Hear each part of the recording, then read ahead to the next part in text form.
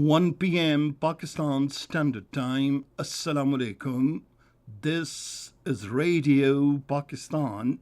The news read by Daman Zaman. The headlines. The caretaker Prime Minister is visiting Peshawar today to chair a meeting on the law and order situation. A countrywide crackdown against power pilferage is in full swing. Foreign nationals, including Afghans residing illegally in Pakistan, have 18 days for voluntary repatriation to their native countries. At the United Nations, Pakistan has expressed deep concern over the cycle of occupation, oppression, and violence in Palestine. And now the news in detail. The caretaker Prime Minister Anwarul Haqqaqar is to visit Peshawar today. During the visit, he will chair a meeting on the law and order situation. He will also meet a delegation of the Saudi Chambers of Commerce and Industry. The Prime Minister will also hold meetings with the Governor and the caretaker Chief Minister. Anwarul Haqqaqar will offer Fatiha at the grave of the Shaheed Commandant, Frontier Constabulary Safwat Ghayur. The President, Dr. Arif Alvi, has conferred Nishan-e-Imtiaz military on the newly appointed Chief of the Naval Staff, Admiral Naveed Ashraf. The investiture ceremony was held at the Evan-e-Sadr in Islamabad today.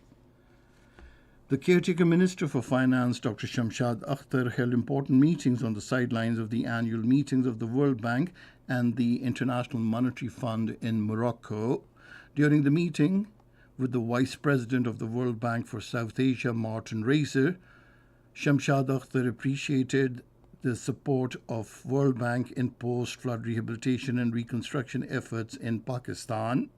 The Vice President of the World Bank appreciated steps taken by the government of Pakistan for economic stabilization and expressed strong commitment from the World Bank to enhance support to further strengthen Pakistan's economic revival. The Finance Minister also held a meeting with the Minister for Economy and Finance of Korea, Kyung Ho Chu. They reaffirmed their commitment to further strengthen bilateral economic and trade cooperation.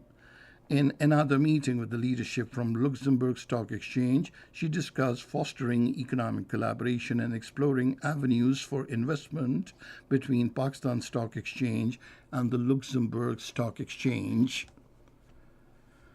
Foreign nationals residing illegally in Pakistan have 18 days for voluntary repatriation to their native countries.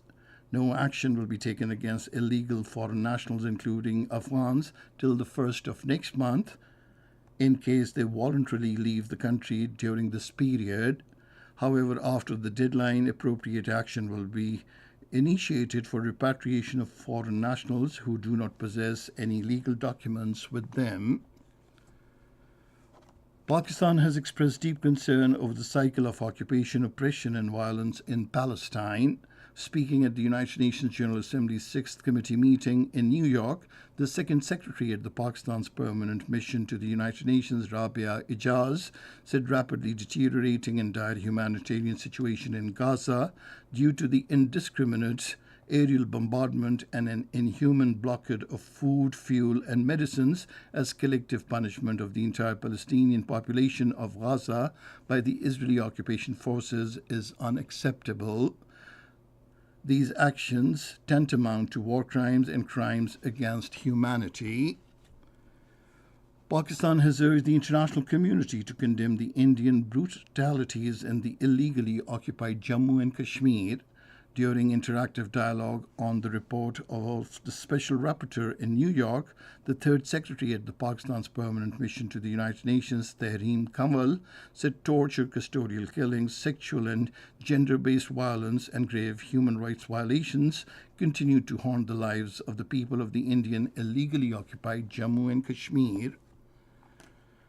The United Nations says it has been informed by Israeli military that the entire population of Gaza, north of Wadi Gaza, should relocate to southern Gaza within the next 24 hours. In a statement in New York, the United Nations spokesman Stefan Dujarric said, "We consider it impossible for such a movement to take place without devastating humanitarian consequences."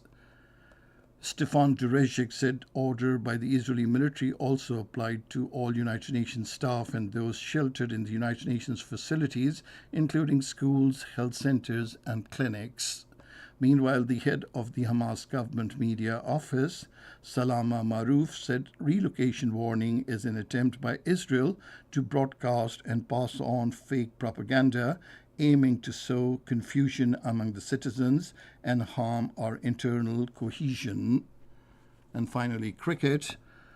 In the ICC Cricket World Cup 2023, Bangladesh will take on New Zealand at Chennai today. The match will start at 1330 hours Pakistan Standard Time. Pakistan in their third match will play against India at Ahmedabad tomorrow. And that is the end of this news bulletin. For more news and analyses, log on to our website, radio.gov.pk,